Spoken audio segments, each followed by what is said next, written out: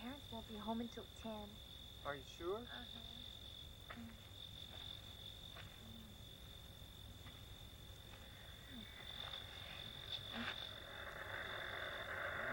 We are alone, aren't we? Michael's around someplace.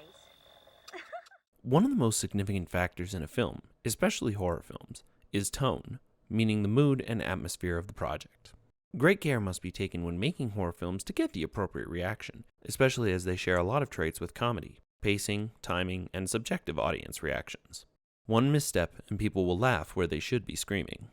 While the final film will have the benefit of cinematography, lighting, or an iconic score to help the audience understand the tone, it can be much harder to convey this in a screenplay. Horror is unique in its approach, as the foreplay before the climax is heavily atmospheric. This is why you'll see some horror scripts do a lot of directing on the page, which means they incorporate things in the screenplay that are meant to influence the visuals being seen in the film. While many would decry this practice, it is just another way of describing the action in the flick, which, given how many horror films rely on suspense and moments without dialogue, is an important thing to understand. So this Halloween, I wanted to take a look at one of the most iconic, if not the most iconic slasher film of all time, Halloween. Even if you like other slashers more, there's no denying the impact that the opening scene of this film has on its genre. Its amazing job of setting up a bomb under the table and establishing the tone of this horrific masterpiece. It's not an opinion, it's barely an analysis, it's just the first 10 pages. Halloween night, Haddonfield, Illinois, 1963. Judith Myers and her boyfriend are fooling around, watched by someone. After they finish, Judith is killed by her younger brother Michael. He races outside where he's found by his parents. 15 years later, Michael escapes from an insane asylum. He steals the car of his psychiatrist, Samuel Loomis, who's afraid that Michael will kill others. Back in Haddonfield, teenage babysitter Laurie Strode is tasked with dropping off a key at the old Myers place, where Michael is already waiting. We meet Tommy, who Laurie babysits, and will be the innocent she has to protect. Throughout the day, Laurie is stalked by Michael. Her friends Annie and Linda do not believe her, instead focusing on their plans for Halloween. Tommy gets bullied at school, with Michael following him too. Loomis is hot on Michael's trail, having found a truck with a dead technician inside, whose outfit Michael has stolen. He tries to warn others that Michael is coming, but to no avail. He then visits the graveyard to find that Judith's headstone has been stolen. Laurie and her friend Annie run into Annie's father, the sheriff, who reveals that someone stole a Halloween mask, rope, and a couple of knives from a store. After the girls leave, Loomis approaches him and they investigate the Myers place. Loomis reveals that he believes Michael to be purely and simply evil. Halloween night begins. Laurie is babysitting Tommy, while Annie complains about her own babysitting duties, a girl named Lindsay. Tommy spots Michael outside the window and confuses him for the boogeyman. Annie dumps Lindsay on Laurie to meet her boyfriend, but is killed by Michael. Laurie's other friend Linda arrives with her boyfriend, but finds an empty house. They have sex and are killed by Michael. Michael then sets his sights on Laurie. She goes over to investigate the empty house, only to find their corpses, as well as Judith's tombstone. Michael attacks her, but she manages to escape. She returns to the children she's watching and attempts to phone the police, only to find the phone dead. Michael attacks Laurie in a closet, but she gets the upper hand and escapes again. Laurie sends Tommy and Lindsay outside for help. This draws the attention of Loomis, who goes in to investigate. Michael, as it turns out, is difficult to kill, and just before he can kill her, Loomis arrives and shoots Michael out of the window into the backyard. Was the boogeyman? As a matter of fact, it was. The horror, it seems, will never end, as Michael's body has disappeared. He could be anywhere, waiting to strike at any moment. The first half of this page is devoted to the opening titles, which serve as our most prominent directing on the page. The script calls for the titles to be done over the now iconic Myers mask. However, in the final film, it's a jack-o'-lantern. As the credits end, the screenplay says, "Camera moves in close on the eyes of the mask." This is an interesting thing to note, since the entire next scene will play out through the POV of Michael Myers. The script calls for a superimpose, just to establish the setting for the scene. Appropriately, it begins on Halloween night. The next paragraph sets the scene perfectly. We're watching the film at this moment through someone's point of view, and the first thing we see is a jack-o'-lantern on the windowsill. Even if we didn't have the superimpose from before, we would still be able to conclude that this was Halloween night. The first lines of dialogue are between the sister and her boyfriend. Anyone with half a brain knows exactly what these two lines imply. They want to have sex. The interesting thing, though, is that the script calls for these lines to be said as voiceover. That means they aren't on screen when we hear it, but it does draw the attention of someone as well as the audience.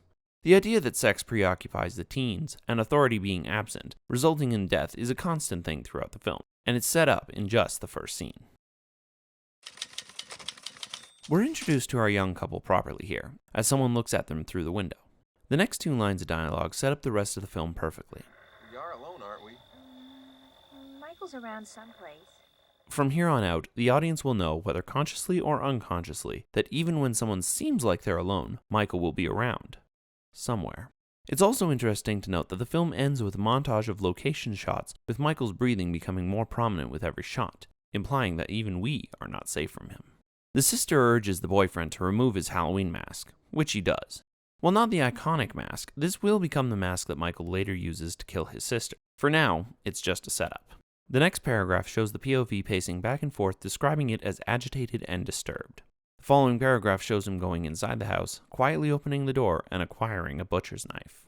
This knife is a great example of building suspense. We may not know for sure what it's going to be used for, but we can guess. It's similar to Alfred Hitchcock's bomb under the table theory. If we just saw the couple making love and then she's brutally murdered by her brother, the scene would have been shocking, but there would have been little, if any, real foreplay. Now that we see the knife, we're shouting at the screen, telling the people to stop having sex and pay attention or you'll die. Which is pretty much the movie's entire point. All of the victims in the film die because they're too preoccupied with sex to notice that a killer is on the loose. This page closes with the boyfriend leaving, assuring her that he'll call tomorrow. This also creates more suspense, as we now know that the sister will be alone and vulnerable. As the boyfriend leaves, the sister goes to brush her hair. Then we get the next beat to the mask, where Michael finds it and puts it on. The POV is now obscured by shadows that are meant to be eye holes. Upon noticing Michael, the sister attempts to cover herself. While she does this, she shouts out Michael, and we learn the identity of the killer whose POV we've been watching through. Michael lunges forward, attacking his sister with the butcher knife.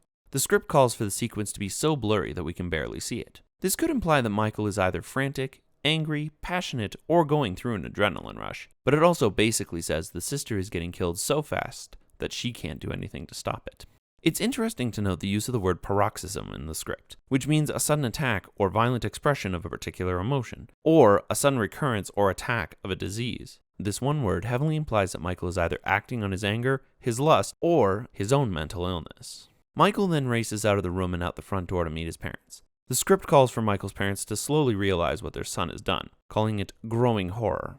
An interesting choice of words, as the next time he kills, he is fully grown. Page 4 begins showing us Michael as a 6-year-old, with a calm, quiet smile on his face. The camera begins to crane upwards as police sirens are heard in the distance. Here ends one of the most unique scenes in horror history. Then, we're transported to present day in the script, the day before Halloween, 1978. This is where we meet Sam Loomis, a clinical psychiatrist. He and his associate Marion are given more description than our previous couple, which enforces the notion that these characters are going to be more important to the narrative.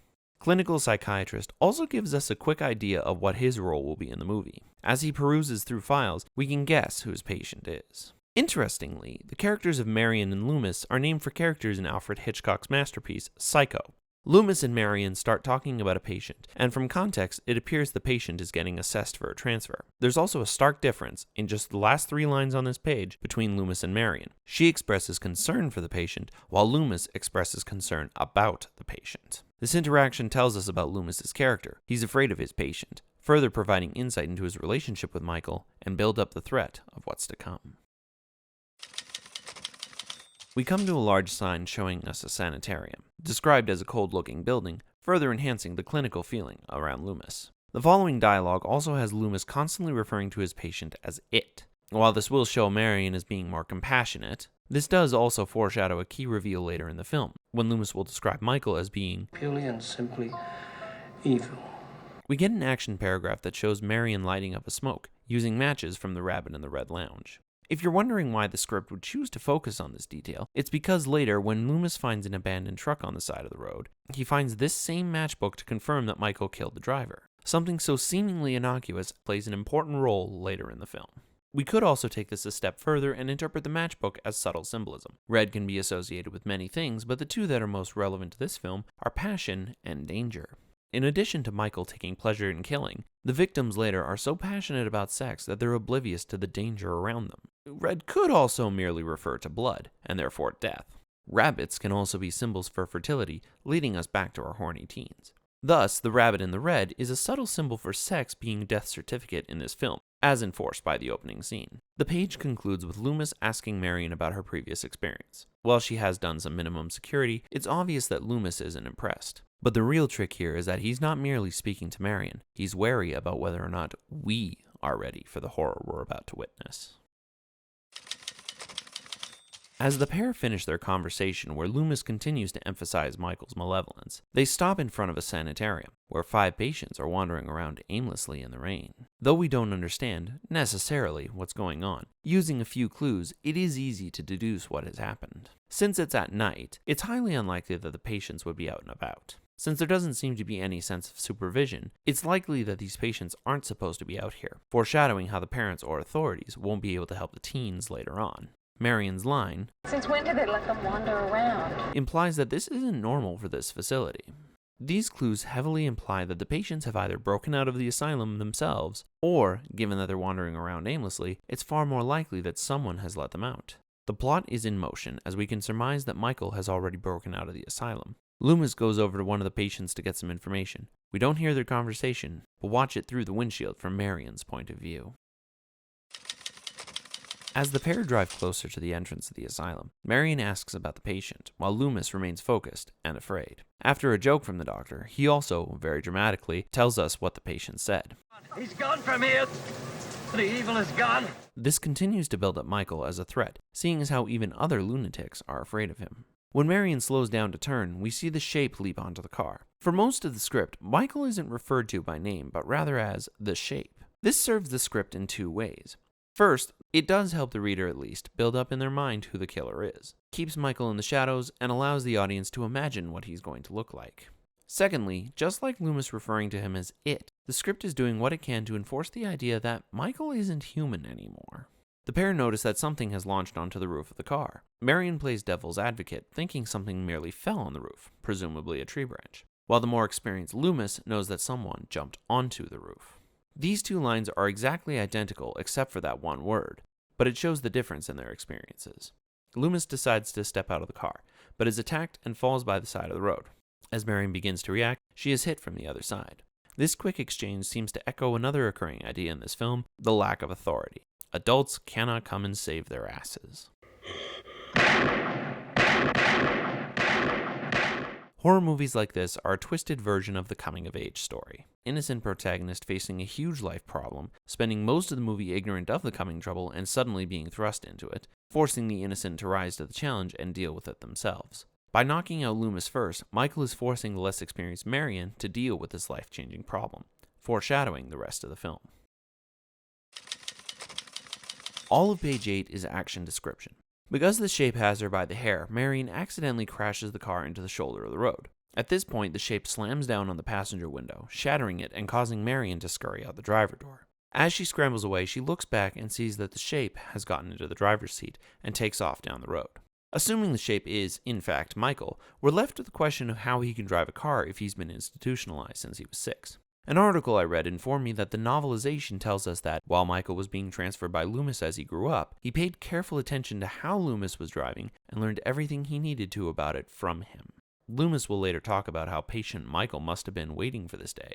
For me, even without this detail from the novelization, this moment raises the threat even more. Michael isn't just a psychotic, he's an intelligent psychotic. Halloween has now officially begun as we get another superimpose over a black screen. We're also back in Haddonfield, which means Michael has returned home. We meet our main innocent here, Laurie Strode. She's described as pretty in a quiet sort of way, with a soft innocent quality and eyes bright and alive. These are all fantastic descriptions that emphasize her own innocence, which will be contrasted later on by her friends and their passions. Her father asks her to drop off a key at the Myers place. This subtly implies that he's not going to be able to help her later on. Basically, he's saying that he trusts that she's all grown up and ready to face the world. And indeed, this character does not show up again in the film. As Laurie makes her way over to the Myers place, we meet Tommy, the boy she babysits and is going to sit tonight. He too is an innocent, one that Laurie must protect. An interesting note, Michael was left alone by his sister for some pleasure, but Laurie will later make every effort to protect Tommy and Lindsay, even attempting to sacrifice herself to do so. This will ultimately result in Laurie getting to live, while Michael's sister perished. It's a nice parallel to bookend the movie. Tommy lists a whole bunch of Halloween activities that he'd like to try, such as monster movies, jack-o'-lanterns, and popcorn.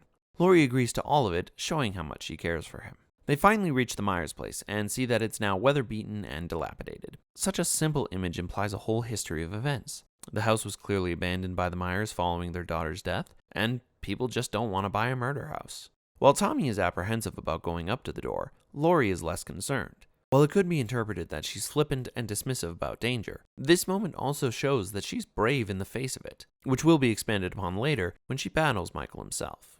Speaking of whom, from inside the house, we see the shape watch as Laurie puts the key down and leave. Hero and villain are now in the same scene, and here begins the conversation about baseball. Laurie does not see Michael inside, instead returning to Tommy and her day at school. But now we, the audience, know that someone is coming for her. Someone is threatening to kill her. It's just a matter of time. Horror films may not be well known for their good writing, but Halloween shows us that more effort can go into it than previously thought. From subtle and careful line choices to using directing on the page, we get a clear sense of dread that is consistent throughout the whole film.